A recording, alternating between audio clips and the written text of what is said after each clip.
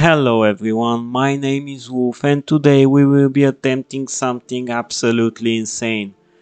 You may ask me what is so insane. Well, today I will attempt to beat Assassin's Creed 2 without killing a single enemy. Now, considering the whole point and nature of the game and quite literally having the word assassin in the name, this will probably be impossible to achieve. However, in my quest for knowledge, I must know at least what's the least number of kills you have to commit in order to beat the game. Before we begin with the challenge, let's establish a few base rules. Number 1 is that only the kills I commit count towards the counter. This means that if an ally kills an enemy, that doesn't count towards my kill counter because I have no control over their action. The same counts towards an enemy killing their own friend because again I have no control over the actions of the enemy who decided to be a traitor to their friends. And also cutscene kills do not count, as again I have absolutely no control over the actions of Ezio, so I have no way of preventing them. Rule number 2 is that I am allowed to attack and damage enemies as long as I do not kill them. With rule number 3 things become a bit more complicated because although the game has its own kill counter, I will not look into it because it's not really consistent with what is and what is not a kill.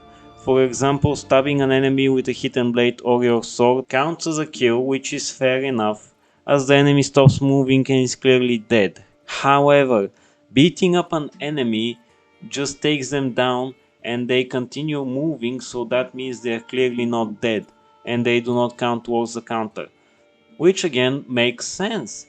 Here's where the confusing part begins. Sometimes Ezio decides to execute a finisher on an enemy even if you're just using your fists, so if that finisher is executed, the enemy counts as killed according to the game, however they still continue moving and they clearly don't look dead to me, so I will not count those cases as kills because I have no control over Ezio deciding to execute a finisher, and the enemies are clearly moving so they are not dead as well. So essentially in this run I'll be Arkham Batman and I'll be beating my enemies to a pulp, breaking their bones. However, since they are not dead, everything is okay. This is all for the rules, at least for now, as there are a few things that will need to be addressed further down the line. For now, let's begin with the challenge. Our game begins in the Abstergo laboratories where you have to escape. This is where you encounter your first enemy, which is this random guard who can be easily dispatched by your ally without any issues. This is the case for literally all the guards in this area. They are no match for your partner and she absolutely annihilates them without any issues whatsoever.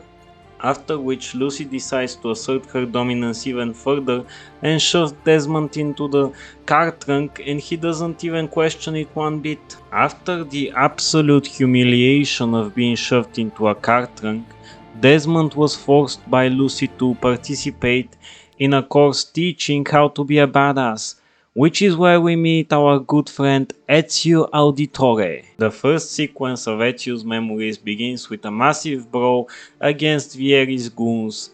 Now, for the first part of the game, Ezio is armed with only his fists anyway, so you don't have any weapons, meaning that you only beat up your enemies and do not kill them, which is absolutely perfect for us since we get to know how to fight, and this is gonna be a fists run for the most part anyway. We're not gonna use our hidden blade almost at no point during the game, and our sword will be pretty much useless throughout the whole game, so this is a great beginning where we learn how to fight. When the fighting is done, you get to enjoy pretty much your final normal day in your life. You have some fun with your brother, go to see your girlfriend, do some side quests for your mother, sister and other brother, and then finally you meet Daddy Auditore himself. He gives you a very weird job. You have to deliver a small package to some homeless guy in the middle of the city. You're pretty confused by the task, but you decide to do it anyway since your dad really asked you to do something for once and not just stay in your bed. So you go to see the random homeless guy and he's pretty eager to pick up the package. Like, The guy is absolutely insane for it. You don't think much of it since you've seen many insane people in your life. However, you decide that you will go ask your dad what the hell was this all about. But unfortunately, when you reach home, it turns out that your place has been ransacked and attacked by the guards. Your father and brothers were arrested. Meanwhile, your mother and sister managed to escape and hide in a safe place. Things weren't adding up at all, so you decide to go visit your father in the prison and ask him what the hell was all this about. When you reach the prison and ask what happened, he explains to you that he was caught selling drugs and so the guards arrested him. Ezio couldn't believe that his own father sent him to deliver drugs to some random homeless person. Ezio was absolutely heartbroken and betrayed by this action from his father, but he still decided to try and help him and get him released along with his brothers. Ezio knew that the guards would be after him, so he stole his father's robes and even took his stash of white powder because, hey, that could always help him out in dire situations. After which he left his house and was attacked by a few guards who were carrying swords. These guys weren't messing around, they wanted Ezio's head. However, Ezio did the manly thing here and ran away for his life. Ezio decided to go to the prosecutor's house and ask him to not sentence his father and brothers to death. However, the prosecutor said no and closed the door on Ezio. He failed, he couldn't do anything about it, so naturally he decided to go to the execution to see them for the last time. The execution goes as planned. With his final words, Dario Auditore says that he did it once and he would do it again if he could. Ezio can't believe that he is witnessing the death of his family, however, there's nothing he could do and his family is left hanging. This concludes sequence 1 and we managed to beat it without making a single kill, which was absolutely amazing. Sequence 2 begins with Ezio's revenge tour. First he meets with Leonardo, offers him some drugs in order to not rat him out to the guards. Leonardo accepts and also helps him fix the hidden blade, after which Leonardo is attacked by one of the guards because he heard that he helped the Auditores before. While Leonardo is getting beat up, you have to take care of the guard. However, unfortunately, you have to also not be detected at any point, so if you start punching the guard, he'll technically detect you, so you fail the mission immediately. So what you have to do, unfortunately, is stab him with the hidden blade, which is a bit annoying because this is pretty much just a tutorial kill and this makes it unavoidable, but there's unfortunately nothing you can do about this one and you have to kill this one enemy. That being said, Leonardo was pretty chill about having a corpse in his backyard. He even made Ezio carry him into the house. Maybe he did deserve to be beaten up after all. When it comes to the first Templar you have to assassinate, unlike with the others, Ezio does not have a weapon of choice he can use. He just absolutely annihilates the guy and murders him in cold blood without even having a second thought. I didn't even get a chance to use my fists here, I had to use my hidden blade because Ezio is insane. This is where sequence 2 ends and you only were required to do 2 kills in order to finish it, and these were pretty much forced kills. One was a tutorial and the other you had no choice of weaponry, you had to use the hidden blade. Sequence 3 begins pretty much like sequence 1 where you have to beat up Vieri's people. Using your fists will help you do it without killing any enemies, and most of the time I was just kicking them while they were down anyway. You're also helped by a few soldiers that were led by your uncle. Your next mission is to fight off Vieri's men and assassinate him. In order to do that you have to beat up a bunch of guards. Of course you beat them up using your fists and not your sword. After which you get to Vieri himself, and this is where one of my decisions for the challenge might get very controversial, because I beat up Vieri just like I beat up every single other enemy and they continue moving afterwards. So I'm using my fists to beat him up, not kill him. That being said, in the cutscene, which triggers when the fight is done, very clearly has been stabbed and I have not stabbed him, so does this count as my kill or does this count as a cutscene kill?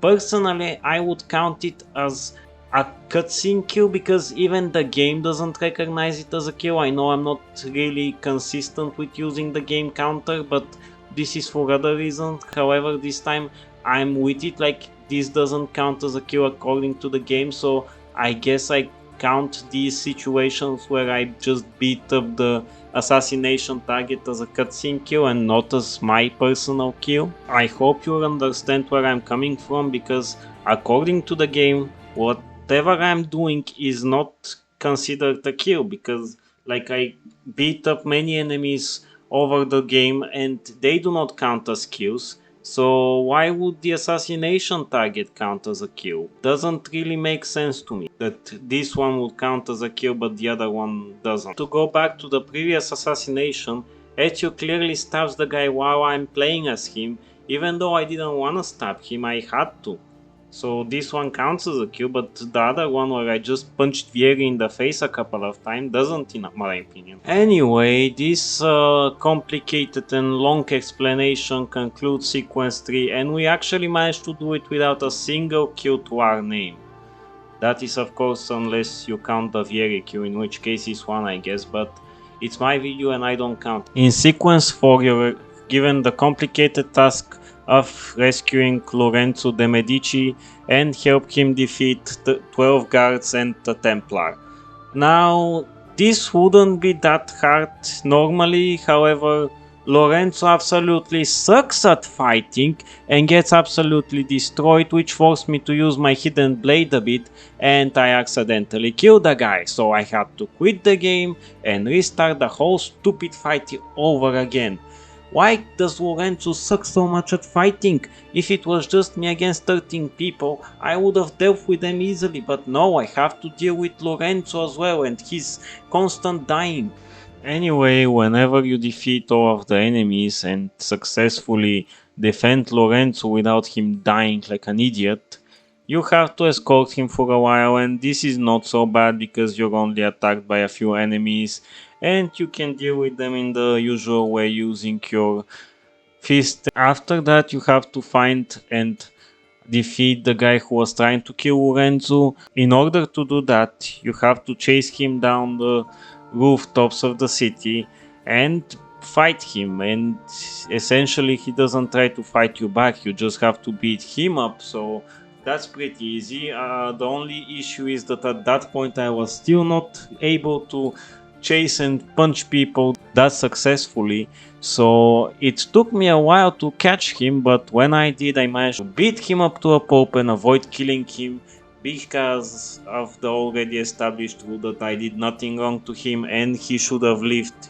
The reason he died is a cutscene kill and not my actions. This concludes sequence 4, and yet again we have no kills to our name, which is absolutely brilliant for us. Sequence 5 starts with Lorenzo giving Ezio a few missions, mostly to just murder a few drug lords that are interrupting his business. So Ezio goes and tries to do that, however of course I do my best to not kill those enemies.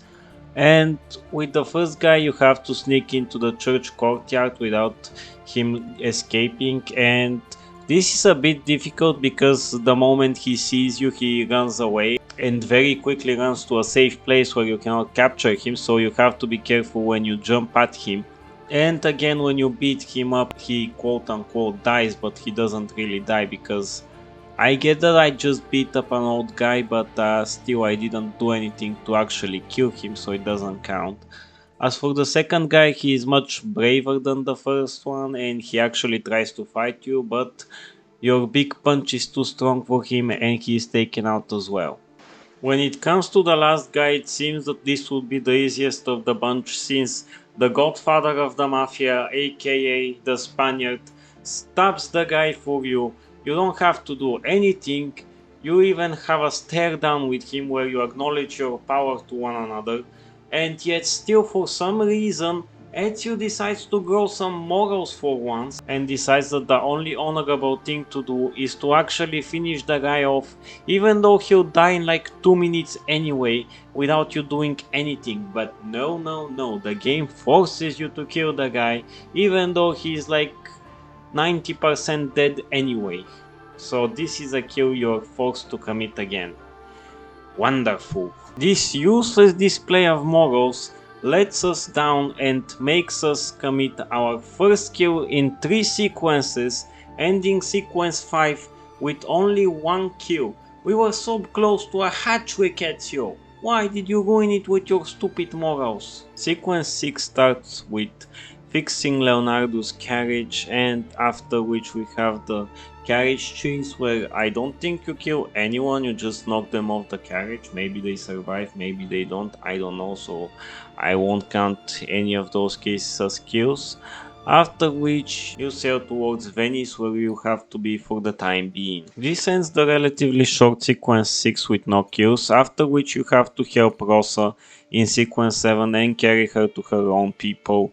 They will accept you as one of their own because you helped her, and that means that you start doing their bidding now instead of helping Lorenzo. Now you help this guy. This pretty much at you doing everyone's bidding aside from his own. Francesco over there sends you over to take care of a few lieutenants of the guards army. You take care of them by beating them up for a bit, after which he sends you to rescue a few of his people that got captured like idiots, and you have to deal with that on your own as well. And speaking of which, now that we're in Venice, there's a new game mechanic that we can use, which is pushing the enemies into the water. And in that case, since the enemies don't respawn at all, I wouldn't use that tactic and say that that's not killing an enemy, because I'm not certain these guys can swim, even though Ezio can swim. So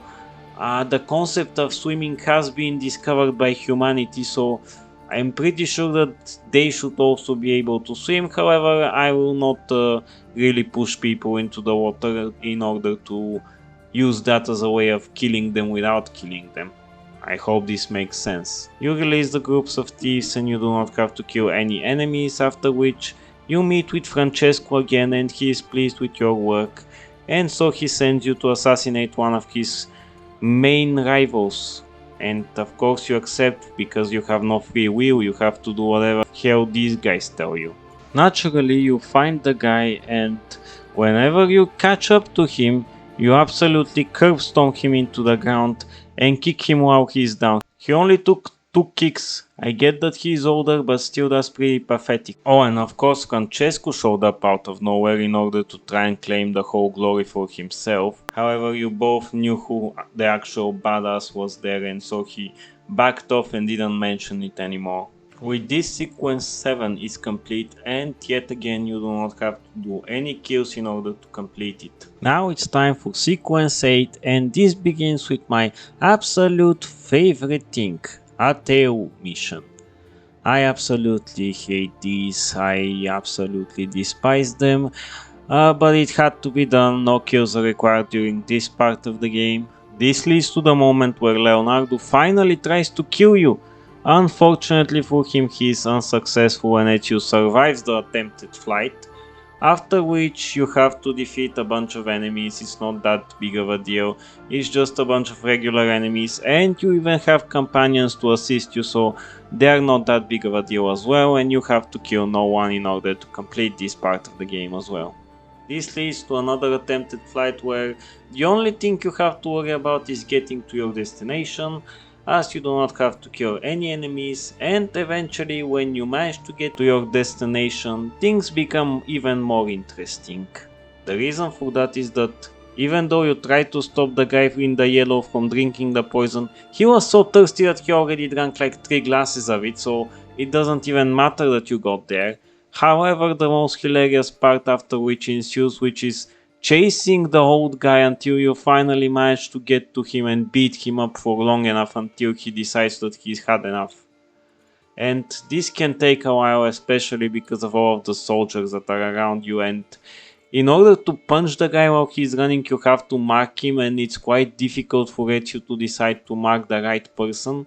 So that chase was both hilarious and annoying for me. However, the good thing is that you don't have to kill anyone in this scene, no matter how much you want to just slaughter the guy anyway.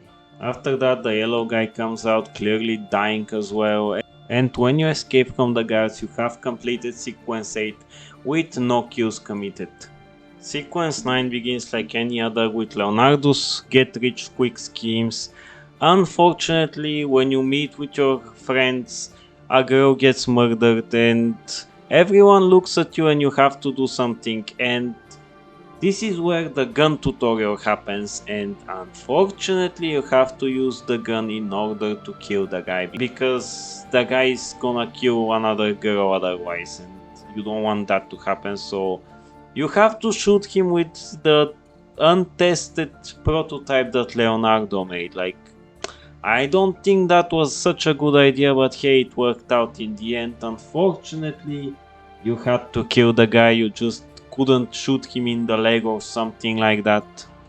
No, the guy had to die. The next mission has you escorting Francesco and Teodora through the city, where you don't have to fight with anyone, you just have to walk for 10 hours with them doing nothing. After which it's time for the carnival, and none of the missions there require you to do any kills as well, because they're just fun carnival activities. It will be quite brutal if you actually murder someone during them. In my opinion, the most fun one was the fighting one, which I aced with no issues. I beat up everyone, and they were so sad and destroyed that they gifted the win to some other guy because I just beat him up so badly. Anyway, Francesco was not happy that I didn't win the mask, so he ordered me to do the only honorable other thing I could have done, and that was to steal it from Dante without him knowing, and afterwards I was able to go to the carnival, where I was successful in distributing some of Francesco's drugs, but they didn't really sell because Gandalf over there decided to be a prick and not let me sell drugs freely, so Gandalf had to go. Unfortunately, Gandalf was hiding on a boat, so I had to be careful when attacking him, because for some reason when he enters his little door, Gandalf is ungettable. You cannot really reach him anymore for some reason, and so you have to be careful when you beat him up, especially for Ezio to not just target some other guy for no reason. So eventually I managed to get Gandalf into the corner and beat him up enough until the point where he had enough. So this concludes sequence 9, and we had to do absolutely no kills in order to complete it. In the end, some girls were all over us, however Theodora pulled us aside and said that she wanted me for herself only. Sequence 10 begins relatively simply. You have to talk with this guy who's about to die, and he asks you for his final wish to find a guy called Bartholomew, who is the local drug lord. When you do that, Bartholomew is of course in prison because he sells drugs all the time. However, as per the guy's wish, you release Bartolomeo, and of course you become his lackey and do his bidding, and don't have your own free will, as always. After releasing this dangerous criminal and a bunch of his subordinates, you're attacked by some of the guards, and of course they try to stop you, but you're too strong for them and you punch them until they're unconscious.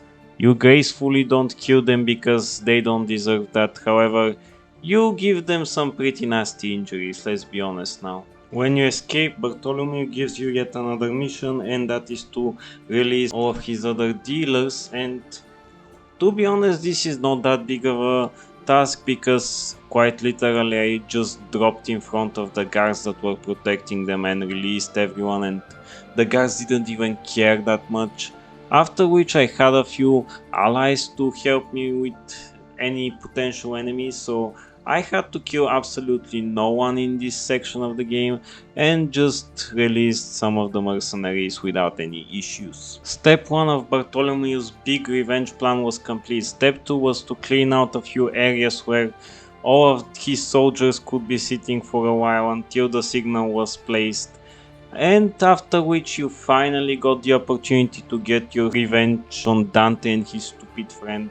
And after you beat them up, you can successfully interrogate them as well. And I absolutely love how like Dante tries to fight with you, but the other guy just runs away after you beat Dante, and you defeat Dante on the boat. At least in my case, like I chokeslammed him through the ship, and then I had to chase the other guy.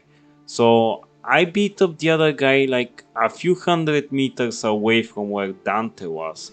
And yet when Ezio is done with the second guy, Dante and the second guy are next to each other. So essentially, I didn't even hurt the guy so much because Ezio had the opportunity to carry him around all over the place until he gets back to the boat. And so sequence 10 concludes with no kills committed, which is absolutely amazing. Sequence 11 begins with Ezio's birthday, where he gets cock-blocked by Leonardo for no reason, after which he is given yet another tail mission, something I absolutely love. After the tail mission is complete, you have to impersonate a guard, and in order to do so, you have to kill him in order to get his clothes. Now, honestly, this wouldn't be that difficult, however, you must not be detected in any way, so starting to punch the guy is not an option because he will immediately detect you and you fail the mission. This means that no matter what you try to do, you have to kill the guy, and this means that this is yet another kill we have to commit in order to beat the game. After which you pick up the package dressed up as the guard and go to meet the Spaniard. You deliver the package with drugs to him, and he seems to be very happy and asks you to hand it over to him, but you refuse and you're put in a position where you have to stab the guy that's sitting in front of you, like you cannot do anything else.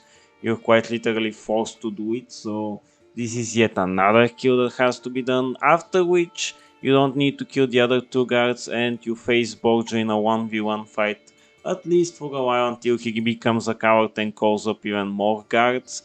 The rest of your friends for once actually help you and you're able to beat Borgia, but he runs away with his life and you don't manage to kill him. And by the way, Borgia has some bones of steel. I kicked him so many times and punched him in the face that it's surprising that he had no damage afterwards. He even got stabbed a few times by the others and he still didn't sustain any damage. Anyway, after the fight, the other drug lords decided to finally introduce me to their guild, and unfortunately for me, I had to get rid of my finger because they had some sick ritual I had to go through. That being said, this concludes sequence 11, and unfortunately we had to commit 2 kills in order to complete it. Sequence 12 was a frustrating one, mostly because you have to deal with protecting Machiavelli and Catarina, or more so you have to protect Catarina because, to be honest, Machiavelli was doing fine for himself. However, Catarina was so terrible at fighting, it was not even funny. She lost all of her health bars so quickly, it was hilarious. I had to constantly be on her tail in order to make sure that she wouldn't die. And after you were done with one bodyguard mission, you had to do yet another where Katarina got destroyed again.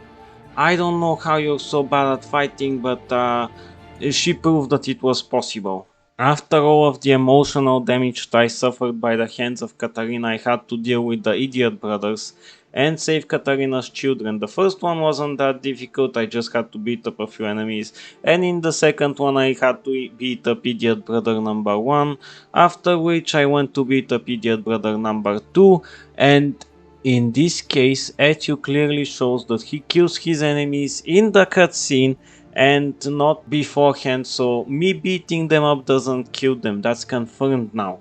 Of course Ezio gets stabbed because he's an idiot and he doesn't pay attention and thinks he's too good for everyone, but that's besides the point. Ezio is the absolute beast that he is, and a few stab wounds don't affect him in any way. You then help Brother O'Callaghan and bully yet another priest in order to tell you where the apple is. Unfortunately, he doesn't give you any useful information, and sequence 12 ends with 0 kills committed.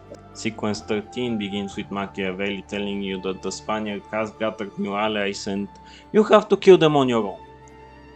Great, thank you very much, Machiavelli. So, anyway, the first two guys are quite easy, you have to just beat them up and it's not complicated at all. The same can't be said about the guy on the boat because the moment you start attacking him, you're detected, and if you get detected on this one part, you fail the mission. So you have to actually kill the guy. You cannot avoid killing him because the moment you get detected, the mission fails. So this guy has to die. The next one was much more complicated, however, it is possible to do it without killing the enemy. First thing you have to do is hire these thugs, then what you have to do is get them to distract your target, and when they do that, the guy will start chasing them, and what you need to do is chase the guy and be very careful to not be detected by anyone. That means that not only the guys that are in the area can detect you, but any single guard in the city can detect you and you fail the mission. So you have to be really careful to not be detected, and if you do that, it's completely possible to do this part without killing your enemy. This, however, is a very tough thing to do. It took me like 40 minutes to manage to get it. The next guys were pretty easy. One you had to chase and punch until he was done, and the other wanted to test you in his arena, but I decided to skip the arena and just fight all of them together, after which I defeated the guy and was done with him too. The doctor is another guy you cannot avoid killing because the moment you start attacking him you get detected, and you must not get detected in this mission, so you have to assassinate him, otherwise you will not be able to finish the level. The last guy was an absolute joy to deal with. All you have to do is climb up to the top of the tower and not get detected at any point. Now this wouldn't be that difficult, aside from the fact that there are two guards that are constantly guarding him, and if you're not careful enough, the guard will detect you, which will mean that you will have to climb the whole tower once again. That being said, if you are careful enough and time your attack perfectly, you can beat up the guy without being detected by the guards and deal with the guy without killing him. You recover the apple of Eden by beating up some random guy, and then it comes time for yet another mercy kill. This is because Ezio decides that his morals will call again, and that burning to death is not a very good death to have, so he decides that the only option is to kill the guy himself. Like, yet again, the guy will die anyway in like a minute. Why do you do this to me, Ezio? Why do you force me to kill some random people that are gonna die anyway? Thanks to Ezio's shady morals, we end sequence 13 with 3 whole kills. This is more than any other sequence in the game, but to be honest, I had to make like 10 assassinations in this sequence, so it's normal to have more than the rest. And this leads us to the final sequence of the game, that being sequence 14. The run into the Vatican is not that big of a deal, you just have to avoid killing the enemies. However, when you reach the Vatican, you have to avoid getting detected, and a few smoke bombs will help you out with that. After which you get to the Spaniard and you have a final one-on-one confrontation with him where Ezio gets stabbed again. How strong are these guy's bones? Why does he not sell us whole stabbing again? Like, he just gets up and goes to fight Borgia again, and even beats him for some reason. And then he's so powerful that he's like, nah, I'm not gonna kill you. The guy who's the reason that my brothers and father died like 23 years ago. No, I'm not gonna kill you. You're gonna live, Rodrigo. I'm not gonna do anything bad to you now. Like, you've been chasing this guy for over 20 years and you mercy kill like a bunch of people for no reason, and you actually kill a bunch of people for no reason. But this one guy, the worst of them all, you're gonna let him live? Why, Ezio? Why are you such an idiot? Anyway, questioning Ezio's morals yet again. This end sequence 14 with no kills committed to our name, and this actually ends the game with only 9 kills made, which is absolutely amazing. Honestly, I never thought that it would be that low of a number, but I found so many ways to avoid kills that it was absolutely brilliant. Now that the game is complete, we can see how many kills we did in every sequence, and the most bloody one was obviously sequence 13, and there were many sequences where you don't need to commit any kills. Such cases are in sequences 1, 3, 4, 6, 7, 8, 10, 12 and 14. After the epilogue ends, you do not need to do any kills while playing as Desmond, so this is the end of the game. It was quite the experience playing it after so many years, and thank you for watching. If you want to see any other challenges on this game or any other, feel free to let me know in the comments. That being said, that's all for me for this video. I'll see you in the next video. Bye bye.